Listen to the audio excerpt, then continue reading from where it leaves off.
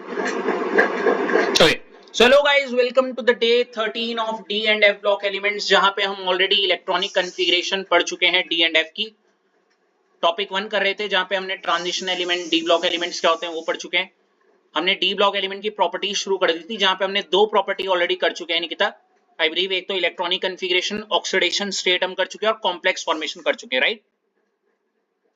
हाँ, आज की अपनी जो नेक्स्ट प्रॉपर्टी होगी जो हम करने वाले हैं, और अगर आप PYQs भी खोल के देखोगे तो PYQ में भी आपको कई जगह पे ये क्वेश्चन दिख जाएगा, जो कि है थर्ड प्रॉपर्टी। क्या है?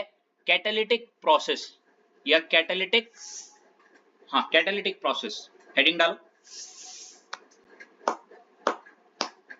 डाल दी Nikita? Catalytic process.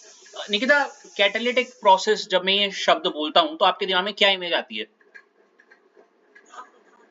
Okay Nikita, catalytic processes मतलब एक ऐसी प्रक्रिया है जिसमें कैटलिस्ट का इस्तेमाल होता है, ठीक है? और इस शब्द को सुनते ही मेरे दिमाग में कैटलिस्ट जब मैं बोलता हूं ना, मेरे दिमाग में एक ही रिएक्शन आती है। अगर आपको थोड़ा सा भी याद आ रहा हो, मैं 10th क्योंकि कॉन्वेंट से पढ़ा हूं तो मुझे ये रिएक्शन याद आती है, N2 + 3H2 गिव्स यू क्या? Twice of. आपको पता है ये एक रिएक्शन होती है और इसको रिएक्शन को ऑल्टर या स्पीड अप करने के लिए हम एक चीज का इस्तेमाल करते हैं। दिख रहा है क्या लिखा हुआ है? Fe। और क्योंकि हम इस कैटालिटिक प्रोसेस को हम डी ब्लॉक या ट्रांजिशन एलिमेंट की प्रॉपर्टी के अंदर पढ़ रहे हैं, है ना? मतलब ट्रांजिशन एलिमेंट की प्रॉपर्टी होती है कि वो किस तरीके से इस्तेमाल किए जाते हैं एज अ, समझ रही हो क्या? इसलिए मुझे कैटलिस्ट या कैटालिटिक प्रॉपर्टी के अंदर मुझे ये रिएक्शन याद आई। मतलब जब भी मैं ये शब्द बोलता हूँ मेरे दिमाग में एक ही आती है reaction, N2 + 3H2 gives you twice of NH3, और एरो के ऊपर क्या लिखा रहता है? आयरन, ठीक है? और मोलिब्डेनम भी। और आपको पता है ये दोनों के दोनों आपके क्या है? डी ब्लॉक बोल लो या फिर क्या? हाँ, तो आपके दिमाग में एक क्वेश्चन जरूर आना चाहिए। अभी तक इतना पता है कि किसी भी रिएक्शन में ये जो Fe है, जो कि डी ब्लॉक एलिमेंट है या ट्रांजिशन एलिमेंट है, ये कैटलिस्ट की तरह यूज हो रहा है, ठीक है? अब सवाल आना चाहिए निकिता आपके मन में, और वो सवाल आप ऑब्वियसली जानते होंगी, Fe ही क्यों? एंड व्हेन आई से Fe ही क्यों मतलब डी ब्लॉक एलिमेंट ही क्यों, ट्रांजिशन एलिमेंट ही क्यों, व्हाई नॉट एस ब्लॉक, है ना? तो ये क्वेश्चन क्योंकि ये पेपर में कई बार बोर्ड में दिखा है, ठीक है ना? व्हाई ट्रांजिशन मेटल्स, और ट्रांजिशन मेटल मतलब वो जो पीरियोडिक टेबल में बीच वाले हैं जो, है ना, आर यूज्ड एज क्या? क्वेश्चन लिखो।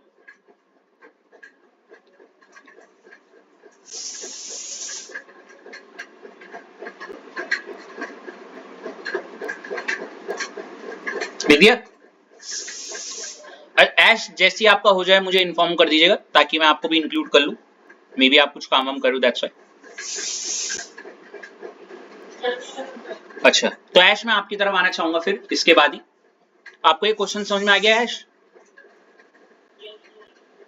बहुत प्यारा क्वेश्चन है, पता नहीं क्यों। और मैं अपनी अगर गाथा बताऊं ऐश, जब मैं अपने 12th में था तो टीचर्स लोग हमें इन टॉपिक्स के अंदर, आप यकीन नहीं करोगे, ये एक मेरी अपनी आप बीती बोलूंगा अगर मैं, क्योंकि मैं I was a road learner at that point, मैं जरूर चाहूंगा आपको सुने। इवन अगर आप एग्जाम आइडिया भी खोलोगी तो कैटालिटिक प्रॉपर्टी या जितनी भी प्रॉपर्टीज है उनके अंदर 10 से 15 लाइन के पैराग्राफ लिखवा रखे हैं।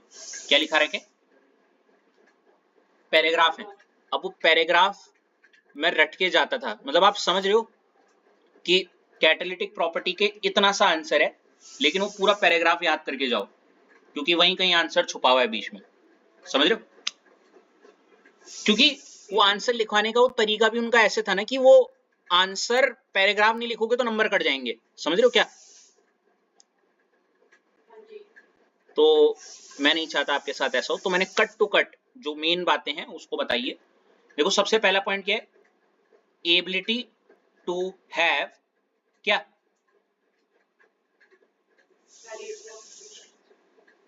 लिखो। क्या आपको इसका मतलब पता है? मेरे दिमाग में Fe आ रहा है ये सुनते ही। एबिलिटी मतलब क्षमता, टू हैव वेरिएबल, वेरिएबल में अलग अलग ऑक्सीडेशन स्टेट। तो Fe आया मेरे दिमाग में, Fe+2 Fe+3 अलग अलग ऑक्सीडेशन स्टेट है ना, पहली चीज। वहीं दूसरा है एबिलिटी टू फॉर्म क्या, लिखो इसे भी। यही दो इसके मेन कारण है जिसकी वजह से इसको इस्तेमाल किया जाता है एज अ क्या, कैटलिस्ट। हाँ ऐश, मैं मानता हूं आपके मन में एक छोटा सा सवाल होगा, मतलब सर मतलब ठीक है मैं याद कर लूंगी इसे, लेकिन वो बोलते ना जिसे वाइब देने वाली बात, जैसे कल हम कॉम्प्लेक्स की बात कर रहे थे तो जो पॉइंट्स पढ़े थे वो बहुत रिलेटेबल लग रहे थे और आपको एक सेंस ऑफ फीलिंग दे रहे थे कि ये समझ में आया है ना। लेकिन यहाँ पे आपको थोड़ा इसलिए दिक्कत हो सकती है क्योंकि इसके ऊपर ऊपर की बात है, कॉन्सेप्ट वैसे बहुत डीप है इसमें, समझ रहे हो, उस डीप कॉन्सेप्ट में घुसने की आपकी जरूरत भी नहीं है। लेकिन मैं बस इतना कहना चाहूंगा कि ऐसा कुछ होता है कि जैसे ये रिएक्टेंट हैं और ये जो प्रोडक्ट बन रहा है और बीच में हमने कैटलिस्ट ले रखा है जैसे Fe है ना, ये रिएक्टेंट इस Fe के साथ ना मिलके यहाँ पे एक अजीब सी चीज बनाता है Fe जैसे R के साथ जुड़ के, और इसको हम कॉम्प्लेक्स बोलते हैं। क्या बोलते हैं, समझ रहे हो, हाँ है ना। और ये एक ऐसी चीज होती है, इस कॉम्प्लेक्स को बनाने में डी ब्लॉक एलिमेंट का बहुत इंपॉर्टेंट रोल होता है। कारण आप जानते हो, कल वाला रीजन जितने भी थे। और कॉम्प्लेक्स एक बनने से रिएक्टेंट ज्यादा जल्दी प्रोडक्ट में बदल जाता है, समझ रहे हो। इसका मैं एक बहुत लेम सा एग्जांपल देता था, मतलब डोंट जज that in that way, like if there is some x person and y, sorry x क्या छोड़ो, रिएक्टेंट है और ये प्रोडक्ट है ना। हेलो, नहीं नहीं ऐसे ऐसे नहीं, मतलब मुझे x plus Y gives you z बनाना है। क्या बनाना है, आसान शब्दों में एक पर्सन है ये दूसरा पर्सन है और मुझे इनकी दोस्ती, z इज नथिंग बट दोस्ती करवानी है। क्या करानी है, अब एक अननोन है एक अननोन है, लेकिन मान लेते ये कॉम्प्लेक्स इज नथिंग Fe और कोई नहीं, ये जो A है ये मैं हूं कैटलिस्ट, मैं x को भी जानता हूं और मैं क्या जानता हूं, y को भी जानता हूं, समझ रहे हो।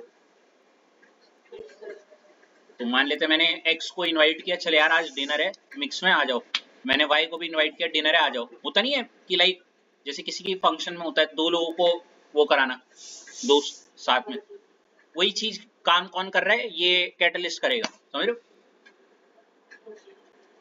तो अगर आपको कुछ याद रखना है तो उससे भी दो बातें, ability to form variable oxidation state and ability to form complex, ठीक है, मोर देन इनफ है। इसके बाद जरूर आप इसका एग्जाम्पल भी लिख दीजिए ऐश, ये दो।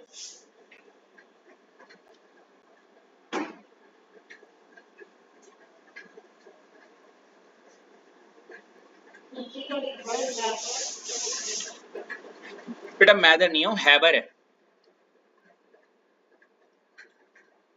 Haber process.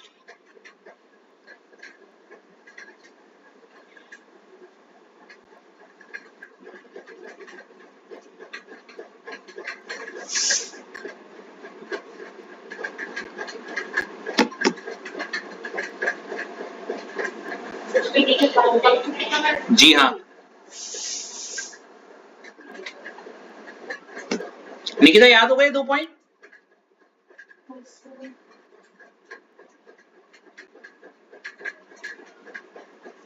लिख दोगे अगर आगे एक नंबर में। अगला पॉइंट क्या हो सकता है बताओ, अगला पॉइंट क्या, कौन सा प्रॉपर्टी पढ़ेंगे हम। हाँ नहीं रितेश ने भेजा नहीं है।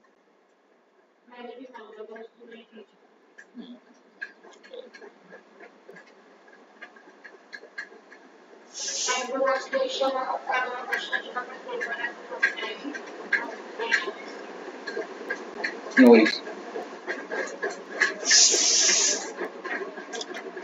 अब देखो अगला जो प्रॉपर्टी है जो निकिता मैं पढ़ रहा हूं वो क्या है, इंटरस्टिशियल कंपाउंड। क्या है?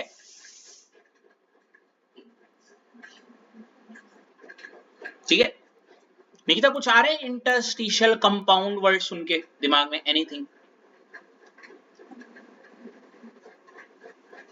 अच्छा,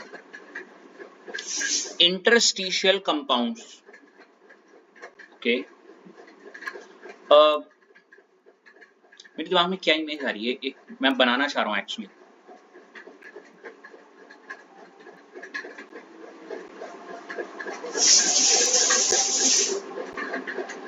हम्म, इससे पहले कि मैं बनाऊं प्लीज आपसे एक रिक्वेस्ट करूंगा, ये पॉइंट लिख दीजिए, ये डायग्राम बना दीजिए, और इतना ही मतलब ये सारी बातें लिख दीजिए पहले।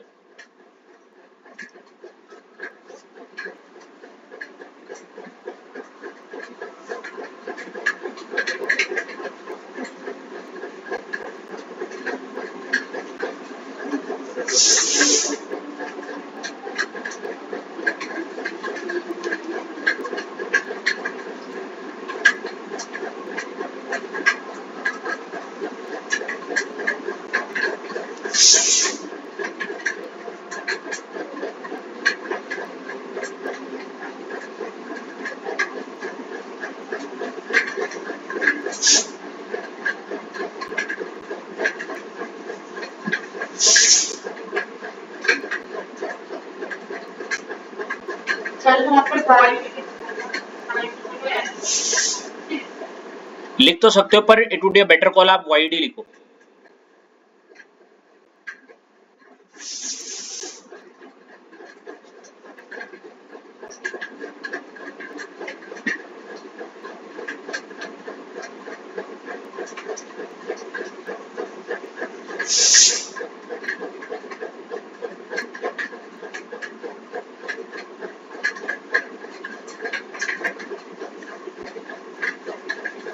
थक गया यार आज मैं, बहुत भागा दौड़ी हो गई आज।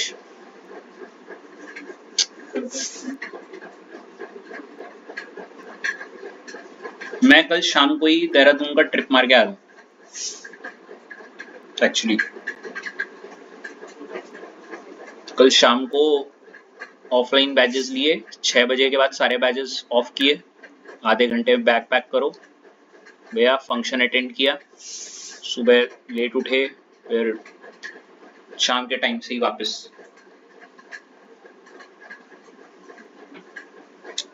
एनीवेज लिख दिया निकिता? कुछ समझ आया?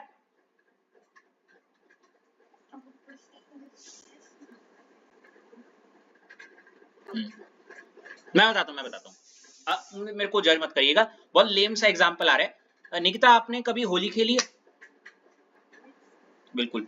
और जब मैं छोटा था ना, मैं होली में एक बाल्टी होती थी, बाल्टी का ऊपर का वो दिखा रहा हूँ, तो ऐसे गुब्बारे बनाते थे हम, बहुत सारे गुब्बारे भरते थे ऐसे ऐसे करके, समझ रहे हो? ठीक है, आया ना? पता नहीं मतलब बहुत अजीब अजीब आइडियाज आते हैं मेरे दिमाग में, गुब्बारे हैं बहुत सारे, ठीक है ना? अब आपको अच्छे से बताइए, इन गुब्बारों के बीच में ये जगहें दिख रही हैं खाली खाली। अब मान लेते हैं इनमें मैं मतलब क्या करता हूँ, वो कुछ भी, अगर मैं कंचे देखें, कंचे कंचे, बस समझ लो ये कंचे भी डाल दिए मैंने इसमें, कंचे आ गए, दिख रहे खाली खाली जगहों में।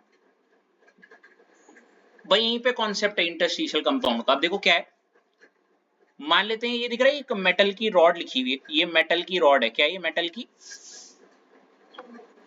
और मेटल है, मान लेते हैं लोहे की रॉड है, तो ये किसकी बनी होगी? Fe के एटम्स की, हाँ है ना? तो ये बन गए Fe के एटम। अब आपको बताइए इन एटम के बीच में एक खाली जगह दिख रही होगी आपको, दिख रही है ना? इन्हीं खाली जगहों को यहाँ पे देखो एरो मार के लिखा हुआ है, क्या इनको बोलते हैं हम? Empty space between atoms is क्या? वॉइड। इन्हीं को हम क्या बोलते हैं? वॉइड्स। क्या बोलते हैं? तो अगर मैं आपसे पूछूं what are voids, these are the empty space between the क्या? एटम्स। ठीक है ना? अब पहले तो मैंने बोला इंटरस्टिशियल कंपाउंड से कोई इमेज नहीं आ रही होगी और लाजमी है वो आएगी भी नहीं। वैसे इंटरस्टिशियल मतलब वो इंटरस्टिशियल सिंपल शब्द में होती है वो कहीं बीच की जगह ऐसे कंपाउंड। नहीं अभी नहीं आएगा, नहीं अभी नहीं आएगा, सुनो इस बात को पहले। देखो क्या लिखा हुआ है, small size atoms. Small size atoms में ध्यान में कंचा आ रहा है, कंचा समझते हो, लाइक HBCN, तो ये कंचे दिख रहे हैं, ये इन्हीं की बात कर रहा था मैं। कैन इजिली ऑक्यूपाई, ये इजिली आराम से क्या कर सकते हैं, ऑक्यूपाई कर सकते हैं, ये ऑक्यूपाई कर लेते हैं क्या।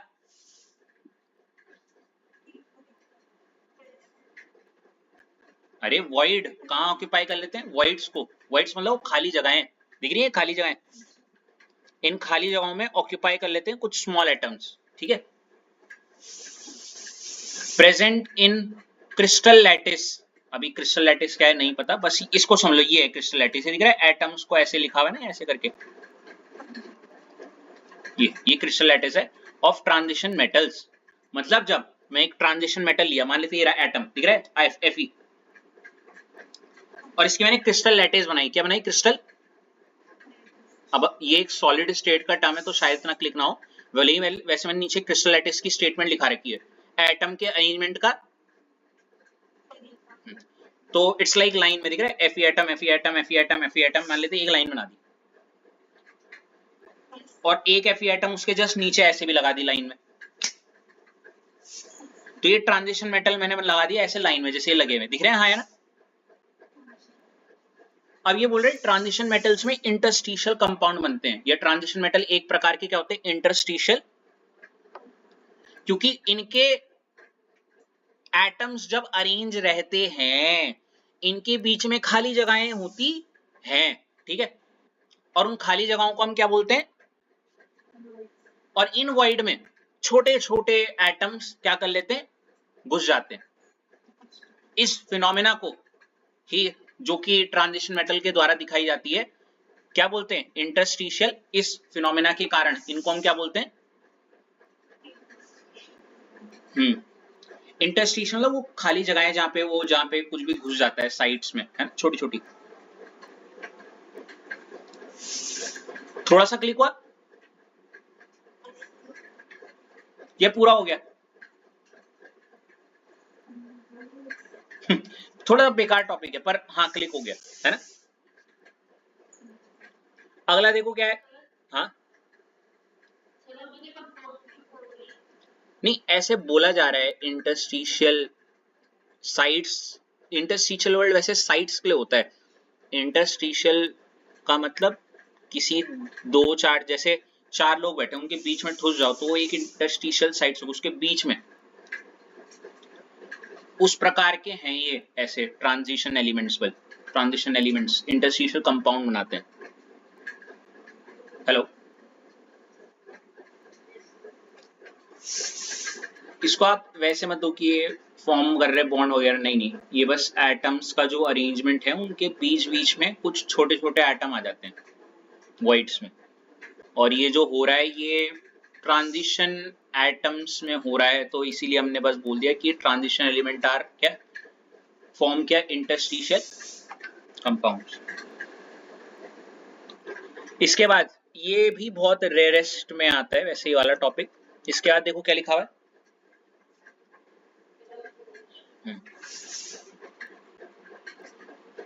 Alloy formation. Ash, when I say the term alloy, आपके दिमाग में क्या आता है?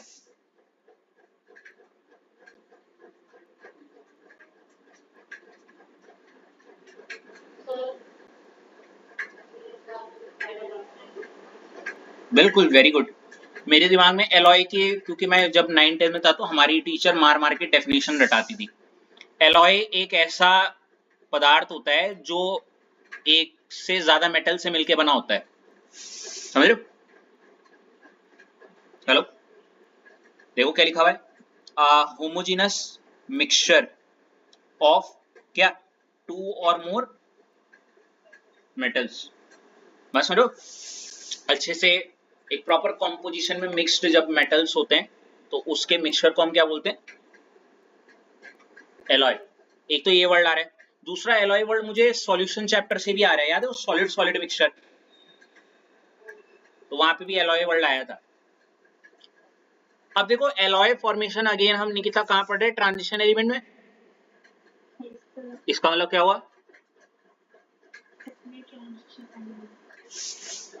ट्रांजिशन एलिमेंट की मदद से या ट्रांजिशन एलिमेंट से क्या बनते हैं,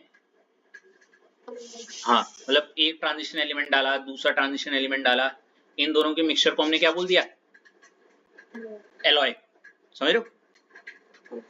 अब इसके इसलिए देखो एक पहला पॉइंट लिखा हुआ है, होमोजेनियस मिक्सचर ऑफ टू और मोर क्या, इसका बेस्ट एग्जांपल देखो क्या लिखा हुआ है, ब्रास, क्या लिखा हुआ है, which is the mixture of copper and stainless steel, है ना, ब्लेड वगैरह जो रहती हैं, ये किसका होता है, Fe निकल एंड क्या, एक और है यार ये मुझे याद नहीं आ रहा है, क्या लिखा हुआ है, प्लीज कोई गूगल कर लीजिएगा, ये वाला है क्रोमियम है ना, और देखो ब्रॉन्ज जो कि हर कोई जानता होगा, कॉपर एंड टिन। तो निकिता बता दो कि अगर मैं आपसे पूछूं व्हाट इज एलॉय,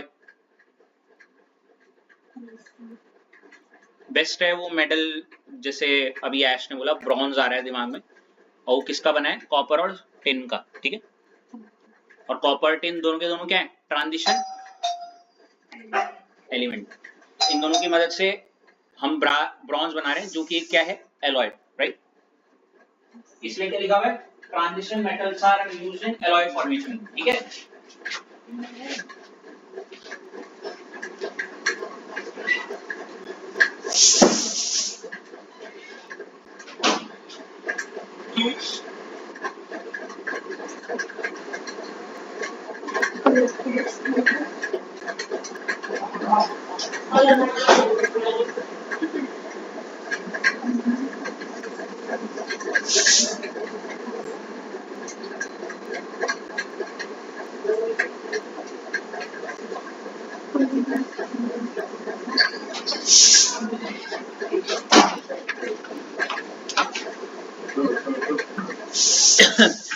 आगे वाला, लेकिन इसमें अगर मैं सबसे क्रूशियल क्वेश्चन पूछूं ऐश, वो ये, बोलो क्या है,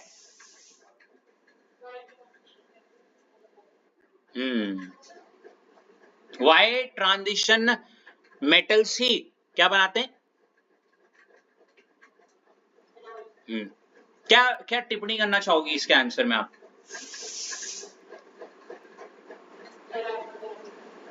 हिंट दूं, कुछ ना है ना, जो आपने कॉम्प्लेक्स फॉर्मेशन वाले पॉइंट सोचे होंगे ना, या क्योंकि हमारे टीचर और जब हम भी थे, हम यही बार बार एक ही चीज रिपीट होती थी, high oxidation state, small size, availability of vacant D orbital, बार बार, समझ रहे हो। हाँ देखो ना कहीं वो चीज जो आपने कॉम्प्लेक्स पे पढ़ी थी वो कैटलिस्ट में भी यूज हो रही थी, सेम ऑलमोस्ट। आइए देखते हैं क्या है, सच बात होगी, अरे शिट सच हो गया ये तो, क्या है,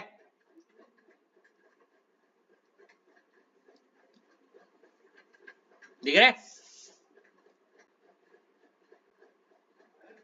ऐश,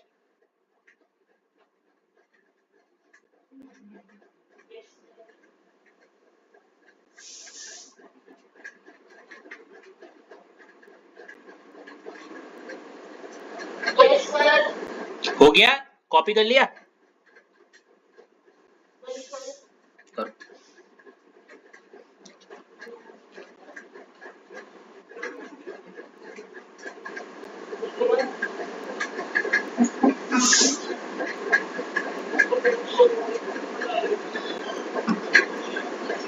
निकिता हो गया, गुड, हाँ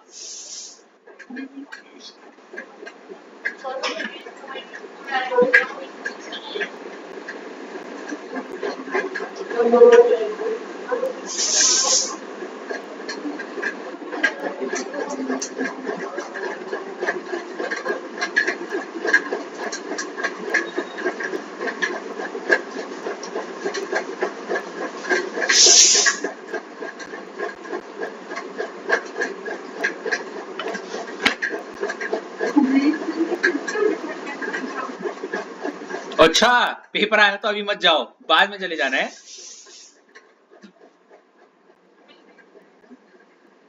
उसको बताओ क्या है वो। चलो मैं कुछ नहीं बोलूंगा। मोर बोल लो, ग्रेटर बोल लो, ग्रेटर चार्ज है नहीं, और कोई सिनोनिम करो, गूगल करो।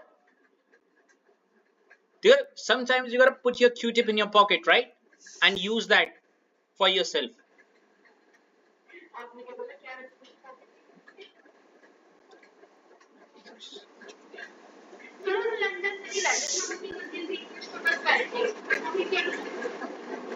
मैं कौन सा है यहाँ आपको लग रहा है लंदन से क्लासेस ले रहा हूँ? मैं भी यहीं रह रहा हूँ तुम्हारे ही साथ।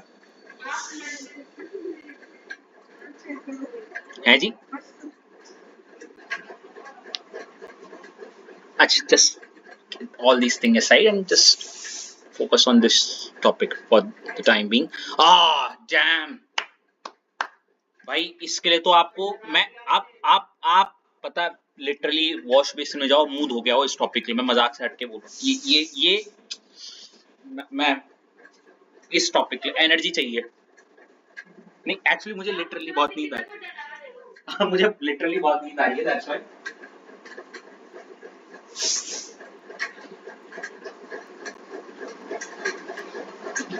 इस टॉपिक में एनर्जी चाहिए। ये डिजर्व करता है। ये नहाने थोड़ी गया था। देखो हेडिंग डालिएगा, कलर फॉर्मेशन। क्या आपकी हिंदी में इसे बोलते हैं रंग दिखाना है? सॉरी, हमारी हिंदी में इसे रंग दिखाना बोलते हैं ना। निकिता नहीं,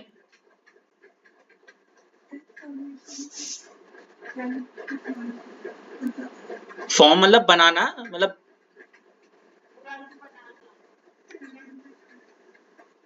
ऑलमोस्ट सेम। आखिर इसने हमने रंग दिखाई दिया है ना, ऐसा बोलते हैं ना, वही वाली चीज है। ऐसी अब आप ट्रांजिशन एलिमेंट्स के लिए बोलोगे अब इसने भी अपने रंग दिखाई दिए हैं। अच्छा, मुद्दे से भटकते हुए,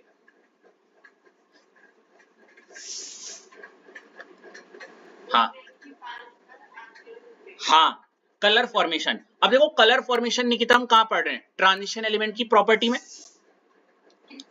मतलब ये जो ट्रांजिशन एलिमेंट है, ये जो बला है, ये क्या करता है? ये कलर दिखाता है, ये रंग दिखाता है भाई। क्या? और हंस कह रही हो? और इसमें मुझे सबसे ज्यादा जो एग्जाम्पल, और इसमें जो मेरे दिमाग में सबसे प्यारा एग्जाम्पल आता है, ठीक है, हेलो, Cu2 पॉजिटिव, याद है? Copper sulphate, blue in colour. मतलब एक पता नहीं यही खटकता है मेरे दिमाग में, तो ये ब्लू कलर का होता है। ये किसकी वजह से होता था याद है? मैंने उस टाइम भी बोला था, बिकॉज ऑफ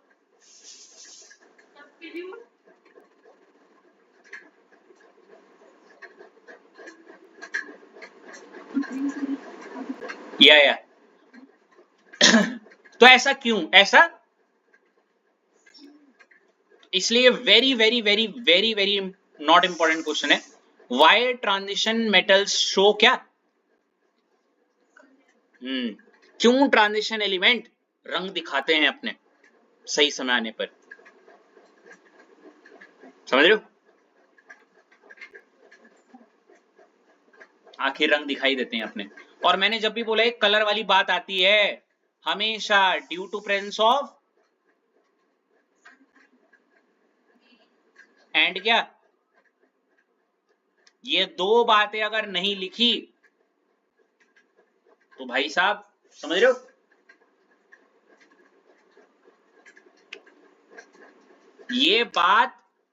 ये बातें इस चीज का गवाह है या एविडेंस है कि यही है,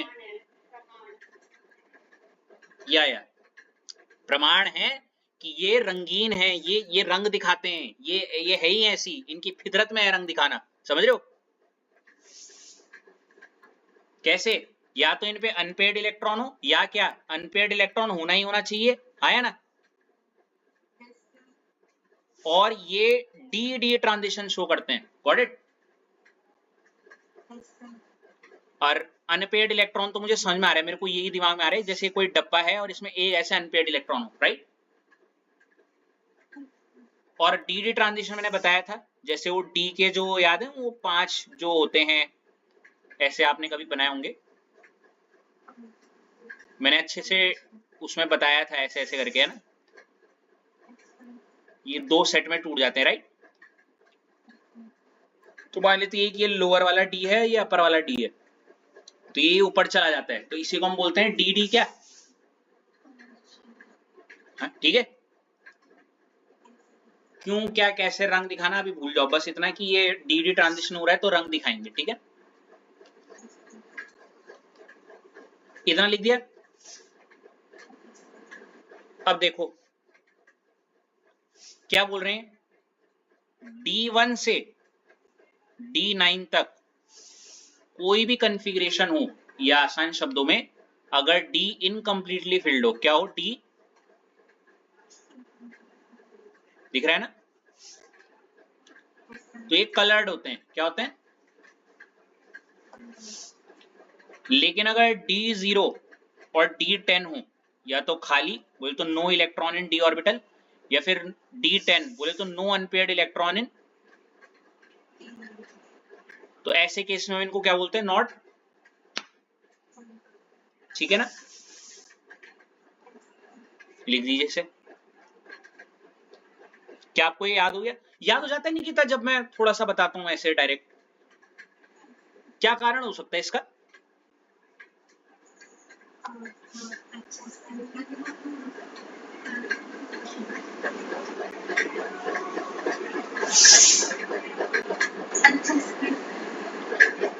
अच्छा आप ये कहना चाह रहे हो कि नोट्स बहुत ऐसे हैं प्रिसाइज और प्लस बहुत कैची और बिल्कुल तुरंत ग्रैस्प हो जाते हैं।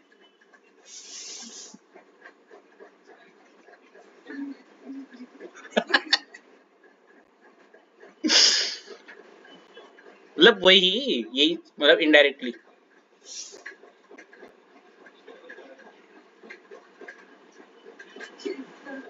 गुड गुड, कोई नहीं है बेटा, ऐसा नहीं है बेटा, ये आपकी मेहनत है, ये आप ग्रैस्प कर पा रहे हो, आप फोकस कर रहे हो, ये आपके ऊपर है।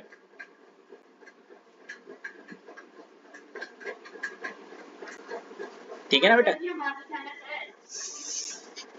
नहीं बेटा मैं वही कहना चाह रहा हूँ, हम क्या है ये सब बेकार है।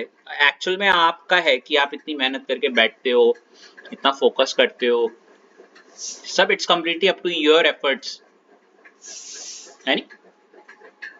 आप मतलब आप वो घड़े हो, हम तो पानी है, घड़ा ही नहीं होगा तो भरोगे कहाँ पानी।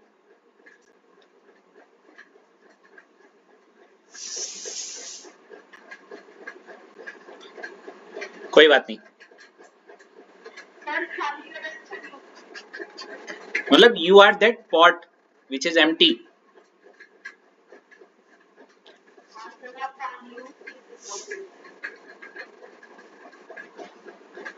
इसको लिखो, I believe that I am right now. D transition.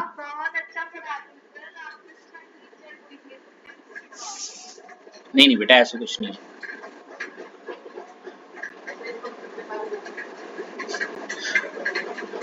ये लिख लीजिए डी ट्रांजिशन ऐश।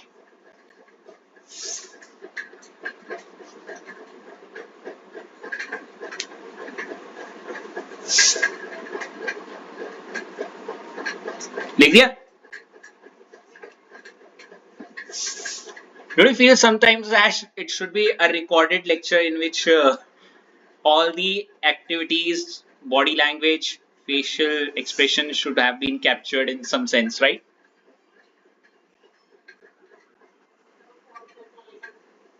क्या?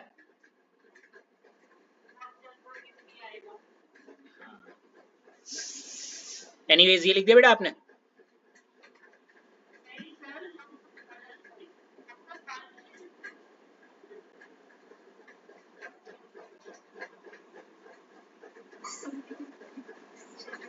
फीस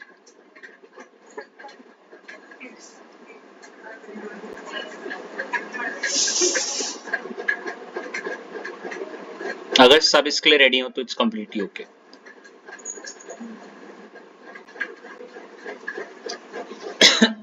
और आप मुझे ये प्रॉमिस करो कि आप डी एंड एफ में फिर बेटर स्कोर करोगे। अब देखो रितेश के साथ क्या हुआ, रितेश बोला था अरे ये भी मेरे पेपर में आ रखा है, ये भी मेरे पेपर में आ रखा है। सरप्राइजिंग बात ये है जितना पढ़ाया है उसमें उसने कुछ नहीं बोला।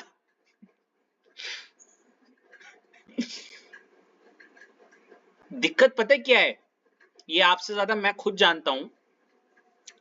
टचवुड एक तरीके से जब तक है वैसे ये जब तक ये इंटेंट है ऐसा, आने वाले टाइम तक जब तक ये रहेगा मुझे नहीं पता।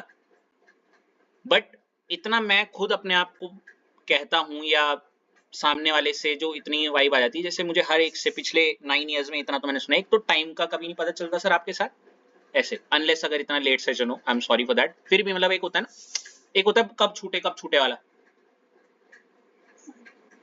ये आई वर्ड प्लस प्रिसाइज बात, जो बात समझिए वही लिखी है, ये सुनो।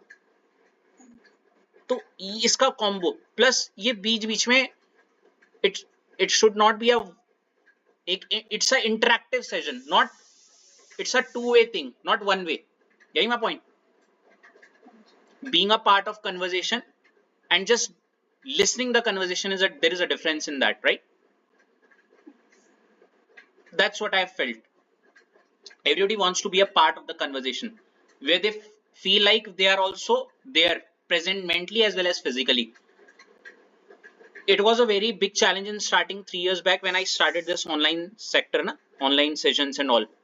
So उस टाइम पे there was a time I used to do that in bold thing and all, but I don't know why I was not very good in or comfortable in this thing, that bold thing. I just snapped and switched within 1 week into this thing.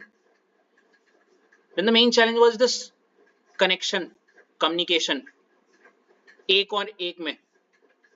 फिर वो हुआ, फिर कैसे ये 4-5 लोगों के साथ कैसे डील करना है। तो अगर आपने नोटिस किया होगा एक रोटेटिंग मेथड कि सब प्रेजेंट फील करें ऐसे करके, वो बात अलग है, तुम पीठ पीछे इधर उधर तो कुछ भी कर देते हो, पता चल जाता है कभी कभी। रितेश बहुत करता है, मैं रितेश को बिना देखे यहाँ से बता सकता हूँ कि वो बहुत इधर उधर भागा भागी करता रहता है। निकिता तुम नहीं करती इतना, और is it you are like, हाँ ऐसे ऐश पीठ पीछे कुछ ना कुछ या तो चटर पटर खाती रहती है। ऐश ऐश वो खाना हो सकता है, वो कुछ भी हो सकता है, मतलब बिसाइड्स एक होता है ना, अश्लेषा तो डिनर ही कर देती है। पता यहाँ I can sense it, you can't say no, I have felt it. वो एक वाइब, वो एक कनेक्टिविटी, वो सामने वाला जैसे रितेश सोचता है मेरी टर्न नहीं है, ओ दैट्स जस्ट इधर उधर। I sometimes even I can sense Rishabh, Ritesh के बगल में ऋषभ बैठा हुआ है, वो फील आता है many a times, not always but many times I sense it. इतना टाइम हो गया भाई, 3 साल का एक्सपीरियंस में इतना कनेक्ट हो जाता है। कुछ कुछ गलत हो सकता है, हर एक चीज गलत है ये तो नहीं हो सकता। मुझसे ज्यादा आप सोच पा रहे यार, कुछ कुछ जगहों पे तो पकड़ लिए इन्होंने। क्यों वो तो मैं यार कैमरा खुला है मेरा, वो तो तुम्हें दिखता ही है।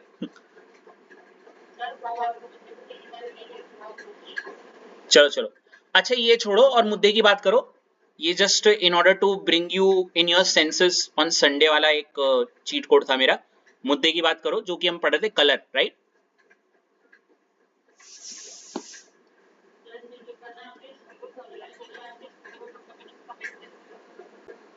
देख लेंगे। अच्छा ये छोड़ो, कलर की बात करो। देखो यहाँ लिखा हुआ है ना कलर, हाँ है ना? अब देखो रंग दिखाने का सिर्फ एक ही कारण, अगर आप सोच लो डीडी ट्रांजिशन तो आप थोड़े से गलत हो, ठीक है? देखो एक होता है डीडी ट्रांजिशन, अगर डी ब्लॉक एलिमेंट्स की बात कर रहे हो, एक होता है एफएफ ट्रांजिशन, नॉर्मली जो एफ में देखने को मिलता है, ठीक है। और एक बड़ी अजीब सी खूबसूरत सी चीज होती है जिसको हम बोलते हैं एलएमसीटी। क्या बोलते हैं? देखो, L stand for ligand, M stand for, guess करो क्या होगा? Metal, C stand for charge, क्या होता है? लीगेंड टू मेटल ट्रांसफर, यहाँ पे चार्ज भी होना चाहिए, क्या होना चाहिए? चार्ज ट्रांसफर, ठीक है। और शौक मत होना, ये पेपर में इस पे बेस्ड क्वेश्चन दिखा है।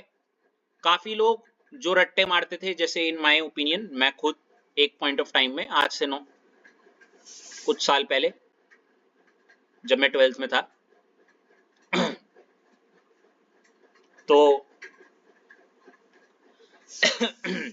तो LMCT ये कहीं याद नहीं था। कलर में हम हर जगह क्या बोलते थे, वो डीडी ट्रांजिशन वगैरह, ठीक है ना। तो देखो, इसके बड़े खूबसूरत से दो एग्जांपल हैं। ये देखो, KMNO4 सुना है कभी आपने? वो पिंक कलर का होता है। कैसा होता है? पिंक। कोई कोई डार्क पर्पल बोलता है, वो पिंक वैसे ही बोलते हैं, है नहीं? या MnO4 नेगेटिव बोल लो। ये इसका पिंक होने का रीजन क्या है? LMCT, ligand to metal.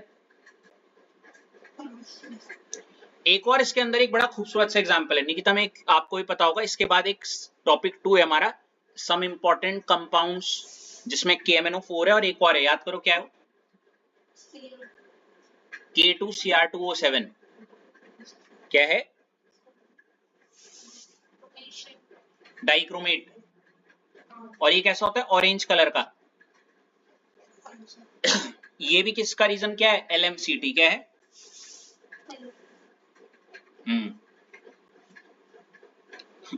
हाँ जी,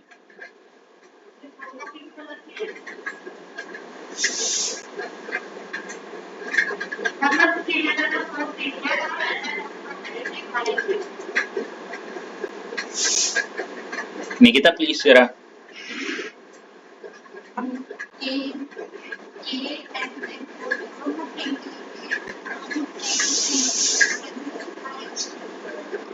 और ऐश KMNO4 बोल लो या फिर ये बोल लो K पॉजिटिव या MNO4-1। कहीं ना कहीं इसी की वजह से वो पिंक, समझ रहे हो? तो KMNO4 बोल लो या MNO4 नेगेटिव, इसके लिए बोल रहे हैं। Got it?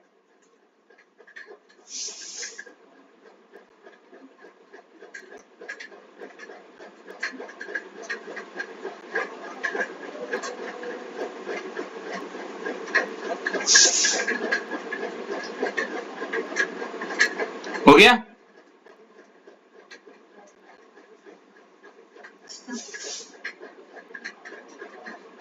चलो, लिख दिया इतना?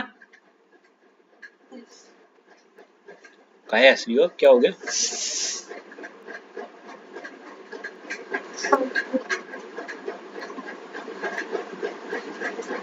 तो ये हो गया कलर का। बहुत बेशुमार क्वेश्चन भरे पड़े हैं वहां पे, तो प्लीज आप असाइनमेंट में जब करोगे तो देख लीजिएगा। ए मैंने कोऑर्डिनेशन कंपाउंड के 2024 और 2023 के भी पेपर डाल दिए, तो आप अपने अकॉर्डिंगली स्पीड अप कर लीजिए। बट अगली हेडिंग डाल लीजिए, क्या है? मेल्टिंग एंड ऐश। किसके मेल्टिंग पॉइंट और बॉइलिंग पॉइंट की बात कर रहे हैं? अच्छा ये छोड़ो, पहले तो मेल्टिंग पॉइंट होता क्या है ऐश? वो बचपन से हम पढ़ते आ रहे हैं। मतलब मुझे तो एक ही चीज आ रही है, जब वो ये आइस आ रही है और वो पिघल गई, वो मतलब नॉर्मली पहले मैं वो रफ लैंग्वेज में अगर हूँ तो वही एक ऐसा टेम्परेचर पे सॉलिड से लिक्विड बन जाए, है नहीं? और बॉइलिंग पॉइंट जिसमें लिक्विड का भाप बन जाए, राइट? तो ये दोनों प्रॉपर्टी हम किसके बारे में पढ़ रहे हैं? Transition metal. मतलब मेरे सामने लोहा पड़ा हुआ है, हाइपोथेटिकली बोल रहा हूँ, कब ये लिक्विड स्टेट में हो जाए, कब इसका वैसे वेपर बन जाए, ऐसे टाइप समथिंग, है ना? ऐसे बोल रहा हूँ। तो एक पॉइंट लिखा हुआ है और छोटी सी बात सीधे, वेरी हाई। क्या लिखा हुआ है? मतलब नॉर्मली ट्रांजिशन एलिमेंट का लिक्विड फॉर्म में बनाना या उसको वेपर में बना देना बहुत क्या है, मुश्किल है। मतलब बहुत ज्यादा टेम्परेचर दो तब जाके वो लिक्विड और उसमें बदलेगा, राइट।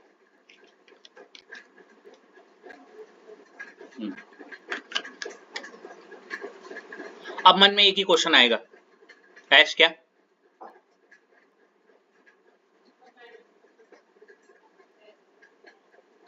देखो तुमने जो बोला मैंने वही क्वेश्चन लिखवा दिया। Don't you feel like you should call me or give me the tag of magician?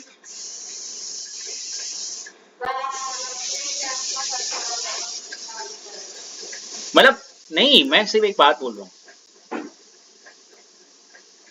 It's not like I'm saying you to say that thing, but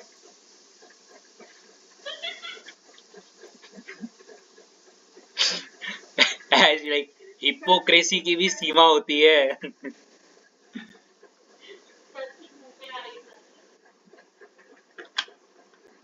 नहीं, मैंने कहा ऐसा you should have said in some sense or you might be feeling कि what sir wanted to ask, it was there in the other line.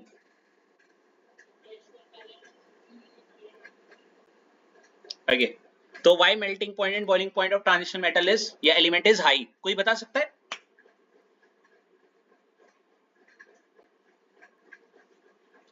अच्छा मैं सच बोलूं, एक point में जब when I was in 12th there was a wholesome paragraph written for me for this again, 10 to 15 lines. Got it?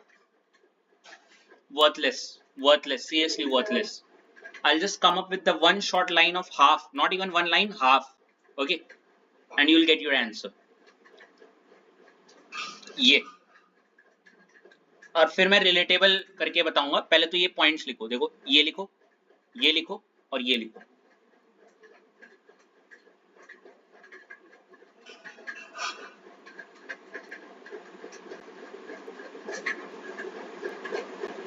ये नहीं लिखना था, सॉरी यार, एक minute. Let me just have a look. हाँ ठीक है ठीक है। सेकंड ऐसे इतना है नहीं इंपॉर्टेंट, फर्स्ट और थर्ड वाला है जो काम का है। लिख लो लिख लो।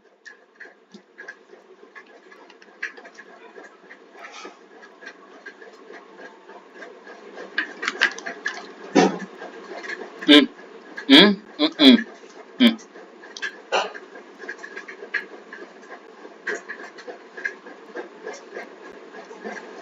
हम्म।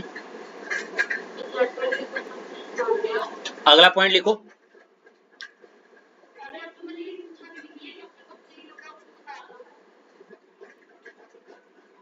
पहले ही लिखो,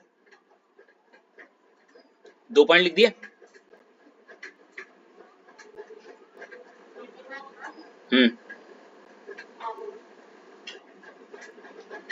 ये लिखो।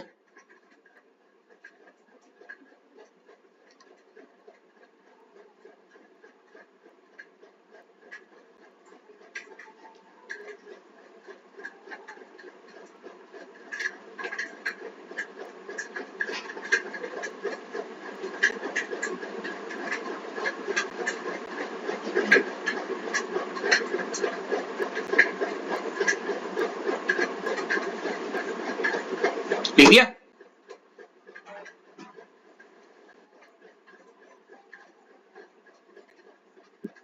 ये भी पेपर में एक बार पूछा गया था कि ये जिंक का मेल्टिंग पॉइंट इतना लो क्यों होता है।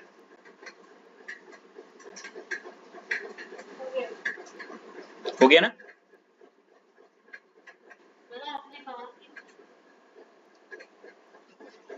एक्सेप्शन है ना।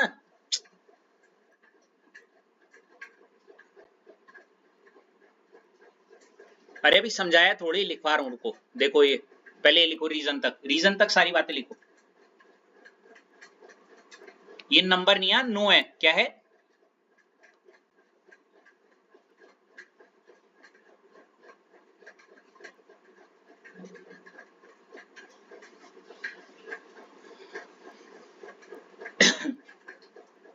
लिख दिया।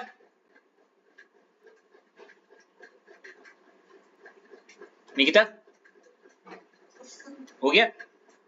चलो अब समझो जरा। देखो, अगर मैं आपको दो टूक शब्दों में बोलूं, क्या बोलते हैं, दो, हाँ दो नहीं, थोड़े से ज्यादा हो जाएंगे।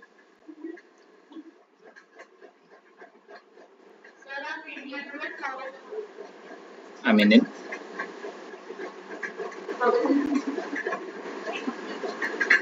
Africa, and what led you to say that? I mean, like, why you said that? Why you think like that?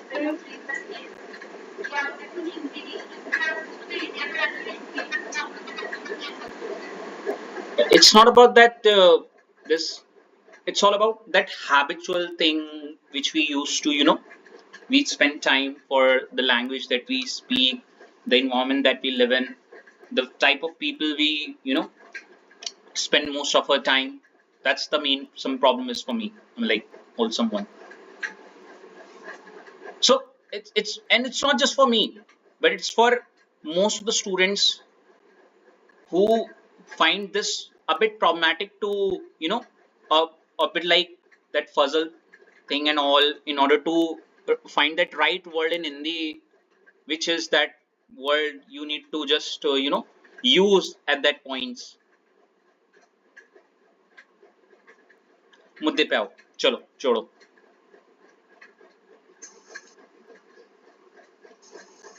अरे देखो, हाँ मैं क्या बोल रहा था, निकिता, दो शब्दों में अगर मैं बताऊं ये जो बात है, अगर आपने इतना लिख दिया, लिटरली प्रोबेबिलिटी है कि आपके फुल नंबर है, क्योंकि इवन पीवाईक्यूज में जब मैंने आंसर की में देखा यही था मेन की पॉइंट। Getting my point?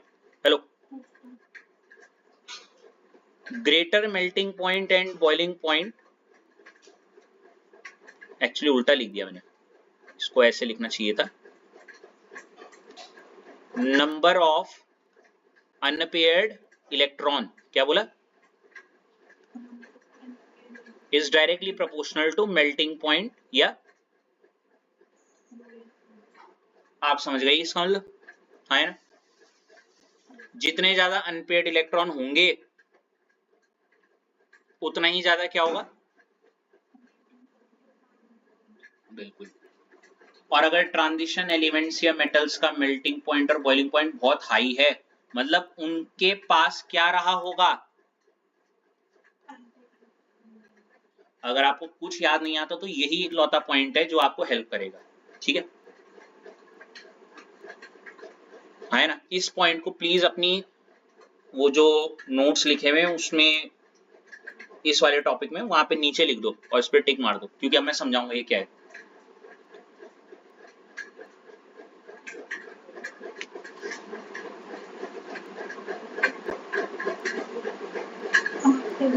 अब देखो, पहले आपको समझना पड़ेगा इसका क्या रिलेशन है उस मेल्टिंग पॉइंट और बॉइलिंग पॉइंट से ना,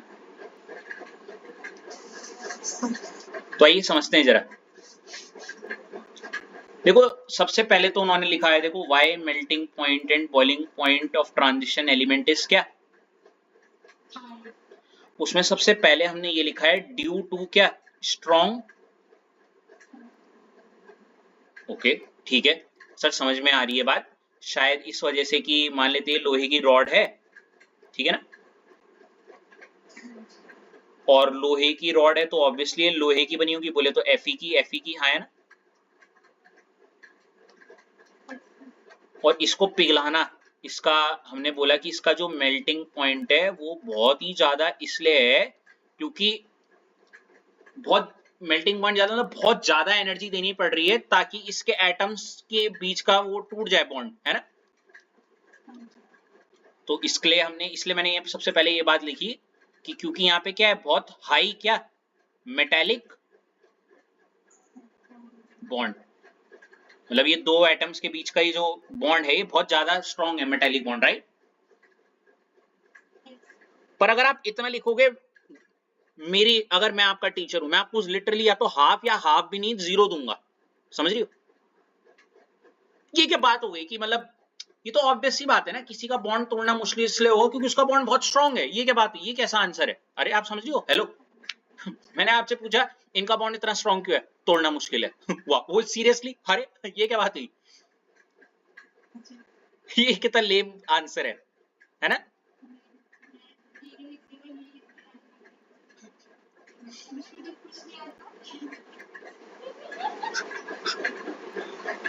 मैं एक पल के लिए वो बोल रहा हूँ, जब मैं 12th में था कुछ ईयर्स पहले, ऐसे एज अ स्टूडेंट बोल रहा हूँ।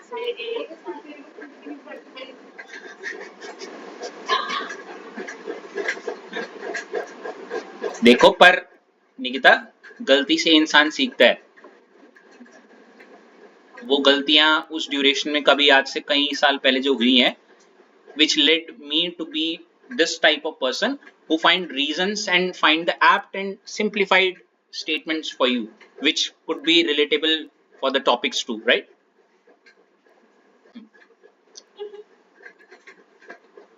हो गया आपका? खाना नहीं खाया अभी तक? तो देखो, आपका ये कहना कि ओके, ये मेरे हाथ में लोहे की रॉड है, यहाँ पे ये रखी हुई है, मैं बोल रहा हूँ इसके ये इसको पिघलाना या इसको वो करना इसलिए मुश्किल है क्योंकि इसमें उसका क्वेश्चन ही यही है कि इसका मेल्टिंग पॉइंट ज्यादा क्यों है, मतलब इसको तोड़ना इतना मुश्किल क्यों है इसके एटम्स को। बल ये क्या बात हुई, आपने बोला इसका मेटेलिक बॉन्ड बहुत स्ट्रांग है, मतलब इनके एटम्स को अलग अलग करना क्या है, बहुत ज्यादा। हाँ, अब इससे पहले कि मैं आपको इस मेटेलिक बॉन्ड को अनपेयर्ड इलेक्ट्रॉन तक बताऊं, मैं आपको मेटेलिक बॉन्ड बताना चाहूंगा क्या होता है मेटेलिक बॉन्ड, समझ रहे हो? हेलो, देखो मेटेलिक बॉन्ड ऐसा होता है जैसे दो ये आयरन की रॉड में दो Fe के एटम्स हैं, राइट? अब आपने सुना होगा कि जो मेटल्स होते हैं, मेटल्स होते हैं फ्री इलेक्ट्रॉन्स, क्या होते हैं? अब ये इलेक्ट्रॉन ना पता गोंद की तरह होते हैं, ग्लू समझती हो, ग्लू?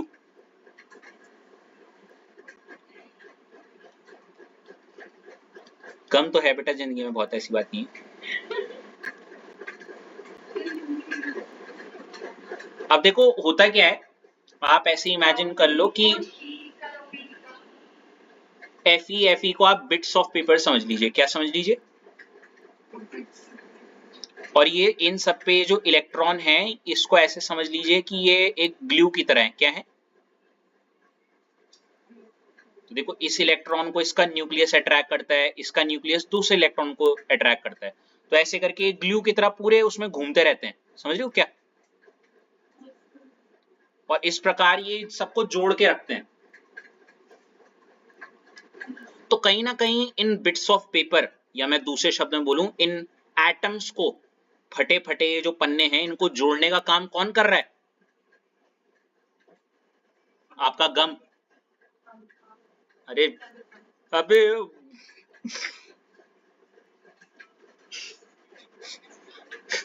गम तो है पर वो गम यहाँ क्या है?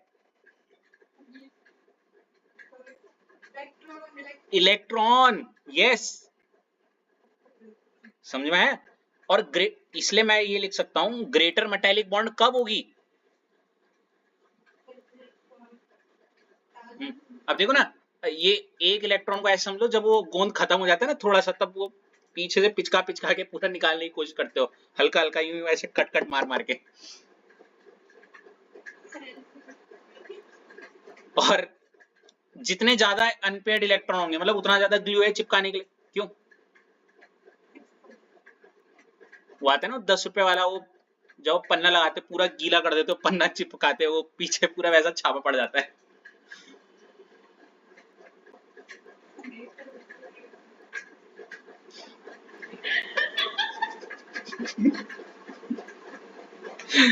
ग्रेटर मेटेलिक बॉन्ड कब होगा? जब ग्रेटर क्या होंगे, नंबर ऑफ गम ज्यादा होगा, बोले तो greater number of unpaired electrons, right? क्योंकि उतना ज्यादा ग्लू है तो उतना ज्यादा उसको टाइटली होल्ड करके रखेंगे, राइट? तो ये है मुद्दा मेन, इसलिए हमने ये 2 पॉइंट लिखे थे, देखो क्या, due to strong metallic bond. इसलिए मैं बोला था ये इनकम्प्लीटली फिल्ड ऑर्बिटल इतना फिट नहीं बैठ रहा है यहाँ पे, ये 2 पॉइंट है, दिख रहा है? प्रेजेंस ऑफ अनपेयर्ड इलेक्ट्रॉन की वजह से हो रहा है ये, वेटिंग पॉइंट। हेलो, अब अच्छा इसके एक्सेप्शंस देखो, एक्सेप्शंस भी थे, देखो क्या है, जिंक, कैडमियम और हैव लो मेल्टिंग एंड, अच्छा इसका मतलब ये है कि जिंक के एटम्स के बीच में मेटेलिक बॉन्ड भी क्या है, बहुत ज्यादा कम होगी, मेटेलिक बॉन्ड कम होने का कारण क्या हो सकता है, गेस करो। अनपेयर्ड इलेक्ट्रॉन कम। और ये सच बात भी है, देखो जिंक में क्या होता है लास्ट में, आर्गन 4s2 3d10, दिख रहे। अनपेयर्ड इलेक्ट्रॉन है नहीं, सबके जोड़े बने हुए। अनपेयर्ड ही नहीं है तो ग्लू ही नहीं है ग्लू ही नहीं है तो पन्ने चिपके हुए ही नहीं रहेंगे। सही बैठ गया।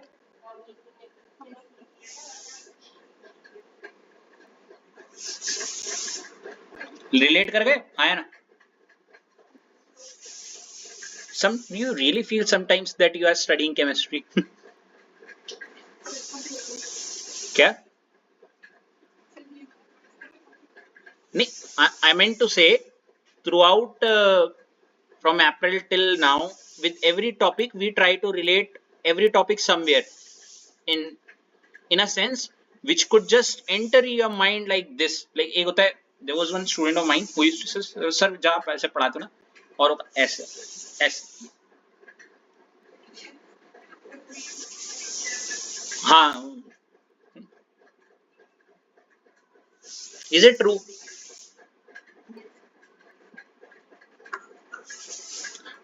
Nikita be like, what would you feel? Me at 9:30 p.m. sitting, that too for online class, seriously?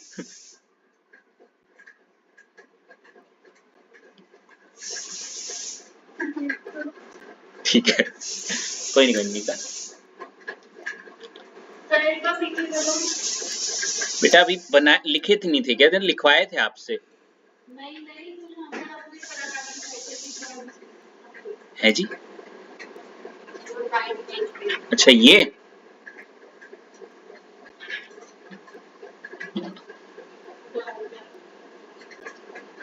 हो गया निकिता एक्सेप्शन वाला। रीजन भी लिख दिया था। सारा खेल किसकी वजह से, नंबर ऑफ अनपेयर्ड इलेक्ट्रॉन। अरे ये क्या बोल रहा हूं मैं, यहाँ तो नो था ना। जिंक कैडमियम मरकरी इतने स्ट्रांग नहीं होते, या इनका मेटालिक बॉन्ड कम होता है, क्योंकि जिंक कैडमियम और क्या मरकरी के केस में मेटालिक बॉन्ड क्या होता है, कम। उसका कारण सिंपल इतना है, अनपेयर्ड इलेक्ट्रॉन है कम, या फिर है ही नहीं, सच्ची बात तो ये है ना। इसलिए इनका मेल्टिंग पॉइंट भी क्या होता है, बहुत सिंपल। देखो यहाँ पे लिखा हुआ भी है, देखो, क्योंकि जिंक कैडमियम मरकरी के कंप्लीटली फिल्ड डी ऑर्बिटल होने की वजह से नो अनपेयर्ड इलेक्ट्रॉन, जिसकी वजह से अनपेयर्ड इलेक्ट्रॉन ही नहीं, तो मतलब ग्लू ही नहीं, तो मेटालिक बॉन्ड भी कम है ना। मेटालिक बॉन्ड कम मतलब बहुत थोड़ी सी भी एनर्जी दोगे, ये तुरंत क्या कर देगा, लिक्विड या गैस में चेंज हो जाएगा, राइट। लिख लो इसे।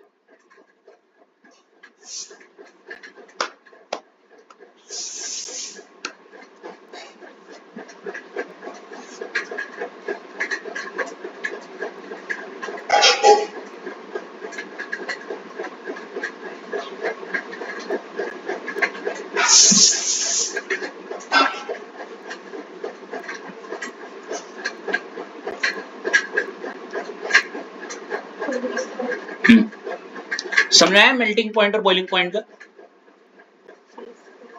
इसके बाद ये होप सो आपने ये भी लिख दिया होगा, number of unpaired electron is directly proportional to metallic bonding and directly proportional to melting point. यहाँ पे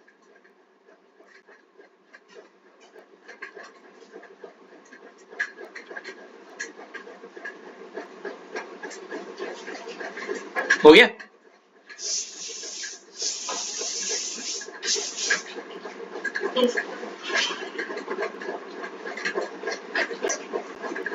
ये भी लिख देना यार, कभी कभी ना ये ऐसे हार्ड करके भी आता है कि why transition elements are hard, तो आप ये भी लिख सकते हो, ये ऑर्डर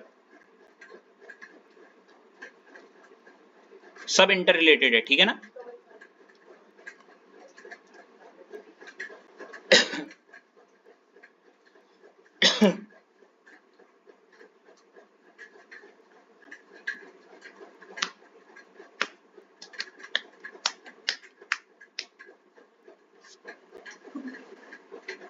चलो अब सिर्फ इसको हम कल करेंगे। टॉपिक 1 रैप हो जाएगा फिर, कोई नहीं। चलो that will be all for today. Okay, कोई डाउट्स पूछना तो बता दो।